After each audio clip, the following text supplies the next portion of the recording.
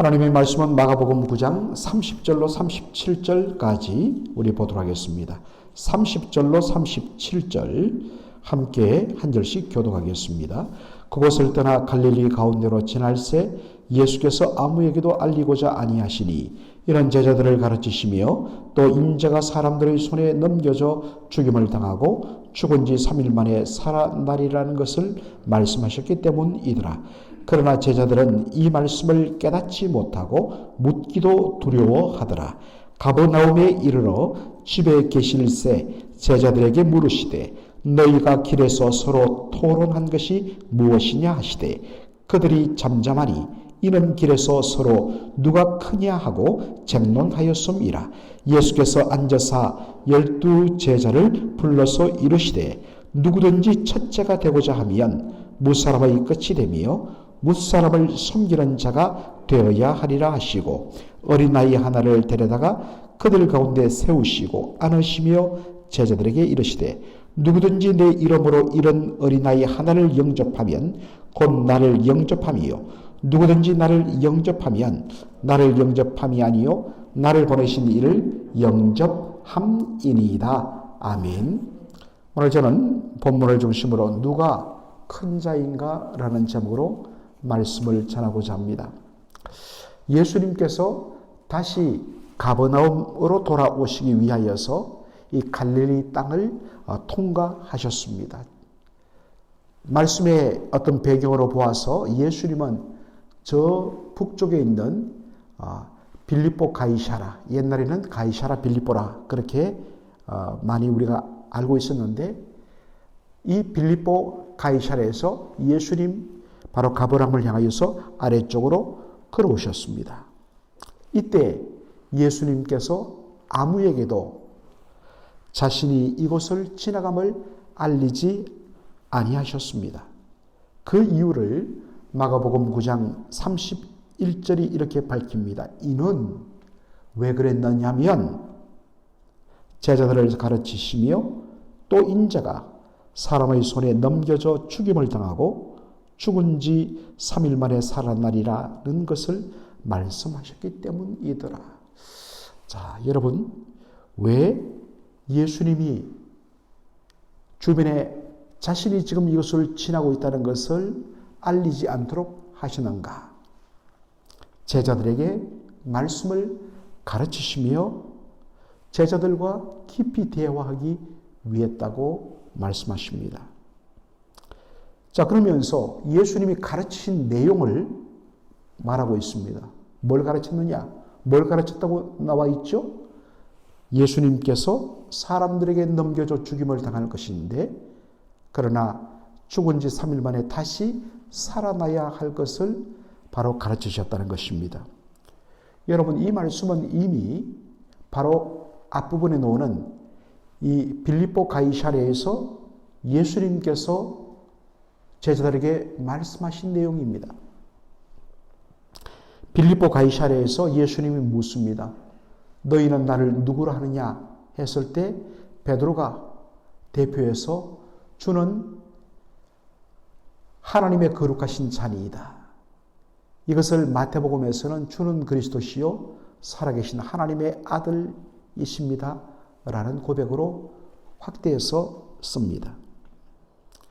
예수님께서 베드로의 고백을 들으시고 이렇게 말씀하십니다. 이제 내가 예루살렘에 올라가면 예루살렘에서 장로들과 대제사장들에게 잡혀서 죽임당할 것이고 죽은 지 3일 만에 다시 살아나야 하리라. 그렇게 말씀을 하십니다. 그럴 때 우리가 잘 알죠? 베드로가 주님에게 그런 일이 일어나서는 안 됩니다. 라고 하자 예수님께서 베드로를 책망하십니다. 사탄아, 내 뒤로 물러가라. 너는 나를 망하게 하는 자로다. 너는 하나님의 일은 생각지 아니하고 사람의 일만 생각하는도다. 인간적인 정리로, 인간적인 마음으로만 접근했다는 것입니다. 바로 이 동일한 말씀, 내가 사람들에게 넘겨져 죽임을 당할 것이요 그러나 제3일에 다시 살아나야 하리라는 이야기를 예수님께서 다시 한 번 더 말씀하셨다는 것입니다. 그런데 흥미로운 것은 여기에 예수님이 지나가시며 가르치셨다. 그리고 말씀하셨다. 이 표현이 신약 성경은 헬라어로 기록되어 있지 않습니까? 모든 언어에는 문법이 있죠. 그런데 헬라어 문법을 보면 이것은 미완료로 되어 있습니다. 조금 설명하면 이 미완료란 것은 계속 반복적으로 하고 있었다라는 뜻입니다. 과거에 계속적으로 반복해서 어떤 일을 하고 있었다. 이것을 가리킬 때 쓰는 그 문법 표현이 뭐냐면 미완료 과거형을 씁니다. 자, 그러므로 예수님께서 저 북쪽에 빌립보 가이사랴에서 지금 남쪽의 가버나움까지 수십 마일이 한 10여 몇 마일이 떨어져 있는 거리인데 그 거리를 걸어오면서 몇 시간을 걸어오면서 예수님이 이 말씀을 또 하고 반복하면서 가르치셨다라는 뜻이 됩니다. 왜 예수님께서 자신이 예루살렘에서 사람들에 넘겨져 죽임당할 것이요 그러나 죽은 지 사흘 만에 다시 살아나야 하리라. 이 말씀을 반복적으로 제자들에게 집중적으로 가르치신 것일까요? 그것은 바로 예수님의 십자가와 부활이 예수님의 모든 사역의 최절정이기 때문입니다. 예수님은 우리 죄인들을 구원하기 위하여 이 땅에 오셨습니다. 그리고 우리 죄인들을 구원하는 방법은 다른 것이 없었습니다. 그것은 바로 십자가를 통하여 죄의 문제를 해결하는 것이었습니다. 그러므로 교회 강단은 끊임없이 예수 그리스도의 십자가와 부활의 복음을 전해야 하는 것입니다. 어떤 의미에서 귀에 못이 박히고 피가 나도록 이제 좀 그만하시면 안 되나 할 정도로 언제나 십자가 복음이어야 하고 부활의 복음이어야 하는 것입니다. 여러분은 어떻게 생각할지 모르지만 지금 에베소서를 제가 주일 강단마다 강의하고 있는데 그렇게 어떨 때는 한 절, 어떨 때는 두 절을 가지고 그렇게 실험하는 이유가 뭐냐? 그 속에 십자가와 부활의 복음으로 가득 차 있기 때문입니다. 그것을 포기할 수가 없는 것입니다. 그런데 제자들의 반응은 어떻습니까? 예수님께서 내가 예루살렘에 가면 사람들에게 넘겨져 죽임을 당할 것이요 그 후에 죽은 지 3일 만에 다시 살아나야 하는 이 말씀을 깨닫지 못하고 예수님께 묻기도 두려워했다라고 기록되어 있습니다. 이유는 왜 그러느냐? 그것은 그들이 생각했던, 기대했던 예수님의 모습과 다르기 때문입니다. 그들이 생각한 예수님은 바로 하나님께서 보내신 메시아인데 능력의 메시아라는 것을 그들은 생각했습니다.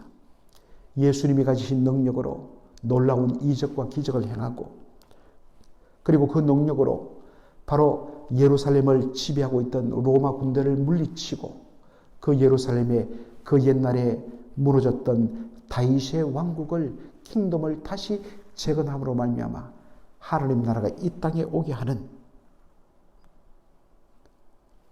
바로 그 예수님을 자신들이 따라다니기 때문에 예수님이 이제 예루살렘에 올라가면 그리고 예수님이 예루살렘에서 바로 왕국을 세우면 자신들도 예수님 옆에서 한자리 할 것이다 라는 기대감 때문에 지금 예수님을 따라다녔던 것입니다. 그런데 예수님이 정작 예루살렘에 올라가면 사람들에게 넘겨져 그것도 십자가에서 죽임당할 것이요. 이것 자체가 도무지 받아들이기 너무 힘든 이야기였다는 것입니다. 그래서 깨닫지도 못하고 묻기도 두려워했다라고 합니다. 사랑하는 성도 여러분, 성경이 말하는 복음과 성경이 말하는 중심 진리를 깨닫지 못하고 성경을 보거나 설교를 들을 때 지루하고 재미가 없어요. 그래서 예배 때는 집중하지 아니하고 친교할 때만 정신 차리고 떠들고, 그게 어떤 면에서는 신앙생활의 핵심이 되어버린 거예요. 망하는 겁니다. 그런 교회는 망해요.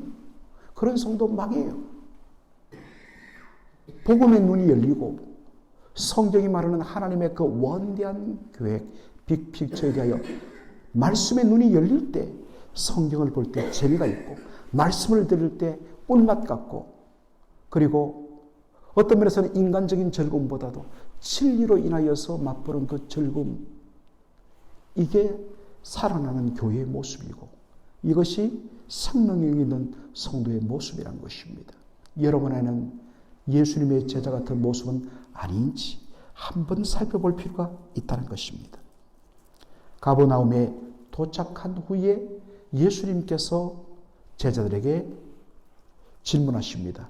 길에서 너희가 토론한 것이 무엇이냐? 이렇게 물으신 것은 제자들이 그 빌립보 가이사라에서 가버나움에 이르기까지 그 수십 리 길을 걸어오면서 그들이 길에서 끊임없이 자기들끼리 서로 다투고 논쟁하고 했던 그 내용을 예수님 당연히 옆에 있었으니까 들으셨을 것 아니겠습니까? 그런데 예수님 그들에게 직접적으로 야, 쓸데없는 이야기 하지 마라, 조용히 해라 하지 않으시고 다 들으시고 때를 기다리셔갖고 집에 오셨을 때 길에서 너희들이 한 이야기가 무엇이냐? 다시 한 번 더 묻습니다. 참 저는 이 예수님의 그 대화, 인도, 이 방법을 참 담고 싶어요. 제가 실수하는 부분이 이거거든요. 뭔가 문제가 있으면 당장 거기서 고쳐주려고 하거든요. 그래서 안 고쳐집니다. 오히려 분란만 나요. 그런데 이 참 뭔가 바로 잡아주고 싶은 마음이 앞서다 보면 그런 문제가 생기죠. 그런데 예수님 그렇게 하지 않았어요. 그 오랜 수시간 걸어오면서 제자들 하는 것들을 다 듣고서 문제점 다 알았죠. 서로 간에 네가 옳니, 네가 그러니 서로 싸우는데 아무리 이야기해도 안 들립니다. 잠잠해질 때까지 기다렸다가 조용해졌을 때 물으십니다. 길에서 너희들이 한 이야기가 뭐냐? 길에서 제자들이 한 다툼의 내용은 누가 더 큰가? Who is the greatest? Who is the greatest in the kingdom of God? 하나님 나라에서 누가 제일 위대한 사람, 제일 큰 자가 되는가? 이 싸움이었습니다. 여러분, 이들이 생각하는 하나님 나라는 바로 예수님이 예루살렘에 올라가시면 로마 군대를 물리치고 그곳에 무너졌던 다윗의 왕국을 바로 재건하는, 그것이 하나님 나라라고 생각했습니다. 그러면 하나님 나라가 세워지면 거기서 공적을 따라서 1등 공신, 2등 공신, 3등 공신, 바로 공신 책봉이 될 것인데, 내가 예수님께 가장 헌신한 최고의 사람이다, 내가 가장 높은 자리에 올라가야 된다, 이걸로 싸웠던 것입니다. 그때 예수님께서 말씀하십니다. 첫째가 되고자 하면 끝이 되어야 하며 종으로 다른 사람을 섬기는 자가 하나님 나라에서 큰 자이다 라고 말씀하십니다. 세상 나라는 제일 높은 곳에 앉는 자, 첫 번째 자리에 앉는 자, 그곳에서 섬김을 받는 자가 큰 자다 라고 생각을 합니다. 그러나 하나님 나라는 반대란 것입니다. 하나님 나라는 낮은 자리에서 다른 사람들을 종처럼 섬기는 자가 가장 큰 자다. 교회가 하나님 나라의 모습을 드러내고 닮아야 하는데 하나님 나라의 원리와는 반대 원리로 가는 일들이 얼마나 많습니까? 반드시 그런 교회들은 문제가 있습니다. 왜요? 주님께서 가르치신 그 복음과 반대로 가기 때문입니다. 하나님 나라를 보여줘야 할 교회가 세상 나라를 보여주고 있거든요. 다들 이 말을 들으면 맞아 라고 이야기하는데 그것은 나 때문이야. 나의 안에 그런 모습이 있어가 아니라 그래 저 사람 때문이야. 우리는 그렇게 말씀을 받는다고요. 그러니 변화가 없는 거죠. 하나님 나라는 낮은 자리에서 종처럼 다른 사람들을 섬기는 그 자가 바로 큰 자가 되는 것이 하나님의 나라라는 것입니다. 이것을 직접 몸으로 보여주신 분이 누구냐? 바로 우리 주 예수님이십니다. 예수님은 하나님의 아들로서 마땅히 섬김받기에 합당하신 분이십니다. 그러나 그 모든 것을 비우시고 종의 모습으로 오셔서 십자가에 죽기까지 복종하셨습니다. 예수님은 많은 사람들이 구원을 얻도록 그들을 위한 대속의 제물로 자신을 내어 주신 분이십니다. 이것을 보신 하나님께서 예수님을 지극히 높여 모든 이름 위에 뛰어나게 하셨다고 성경은 말합니다. 여러분, 거듭 말씀하지만은 높여주는 것은 하나님이 하시는 일입니다. 그런데 어리석게도 자신이 자신을 스스로 높이려 하고 대접받으려 하고 사람들이 나를 알아주지 않고 대접해 주지 않다고 해서 삐지고 아직도 복음을 깨닫지 못하고 아직도 우리를 위하여 자기의 모든 것을 내어주신 예수님이 누군지를 제대로 만나지 못했기 때문에 그렇습니다. 예수님을 비록 만났다 할지라도 그 십자가 복음의 은혜와 감격이 식어지면 그런 일이 나타날 수밖에 없습니다. 그러므로 다시 복음으로 돌아가야 합니다. 그런 가운데 예수님께서 한 어린아이를 세우시고 이렇게 말씀하십니다. 누구든지 내 이름으로 이 어린아이 한 사람을 대접하는, 영접하는 그 사람, 바로 다름 아닌 나를 영접하는 것이다 라고 말합니다. 당시 사회는 어린 아이들은 아직도 온전한 인격체로 인정받지 못하고 무시하는 사회 분위기였습니다. 조용히 해라. 어린애들이 뭘 안다고 애들 다 내쫓아라. 이런 분위기였습니다. 바로 그런 사람 취급 제대로 받지 못하던 이 어린 아이들을 동일한 인격체로 여기시며 누구든지 이 어린아이 하나를 내 이름으로 영접하고 대접하면 바로 나를 대접합니다.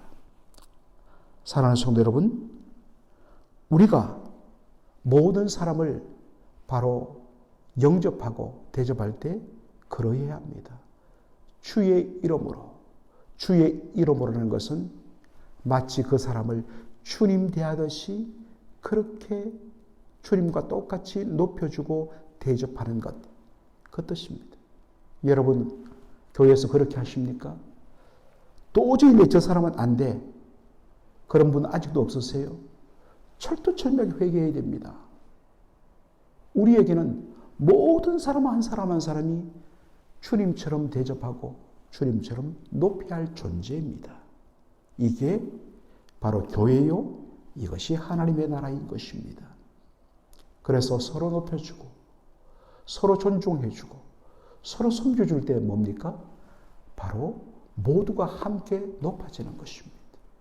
이것이 예수님이 꿈꾸시는 하나님의 나라입니다.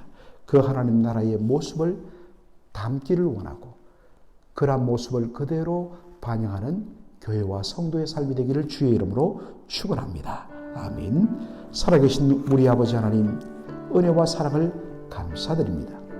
오늘 마가복음 9장 30절로 37절을 통하여서 제자들이 길에서 예수님께서 그토록 반복하신 십자가 죽음과 부활의 복음을 그들이 거듭거듭 들었지만은 아직도 이 복음의 진리에 눈이 열리지 않은 거로 예수님의 말씀을 오해하고 예수님의 말씀을 오히려 두려워하는 제자들의 모습을 보게 됩니다. 주님, 이것이 우리의 모습 아닌지요? 복음의 눈이 열리지 아니하고 하나님의 큰 그림에 대하여 눈이 열리지 아니하므로 한 부분만 보고 그것만 붙들다가 정말로 스스로 오해하고 스스로 갈등하고 스스로 넘어지는 우리의 모습은 아닌지요? 철두철미하게 십자가와 부활의 복음으로 우리를 향하신 하나님의 큰 그림에 대한 눈이 열려서 말씀을 보고 말씀을 듣고 그렇게 주님의 영광을 위하여 살아가는 저희들이 되게 하여 주시옵소서. 주님, 아직도 우리에게는 너무나 세상 나라의 그 무서움이 우리를 지배하고 있습니다. 자꾸만 대접받기 원하고 높임받기 원하고 누가 인정해 주기를 원하고 누가 알아주기를 원하고 내가 다른 사람을 알아주고 다른 사람을 섬기고 다른 사람을 위하여 종이 되는 그 삶은 외면하고 대접받기 급급한 우리의 모습을 주여 불쌍히 여겨주옵시고 우리 안에 하나님 나라가 온전히 이루어지게 하여 주시고 철두철미하게 낮은 자리에서 먼저 섬기는 그리고 그 누구도 단 하나도 외모로 사람들을 바라보지 아니하고 오직 주 예수의 이름으로 바라보고 높여주는 그러한 아름다운 공동체가 될 수 있도록 주여 복음이 온전히 지배하는 그러한 은혜의 공동체 되게 하여 주시옵소서. 예수님의 이름으로 기도하옵나이다. 아멘.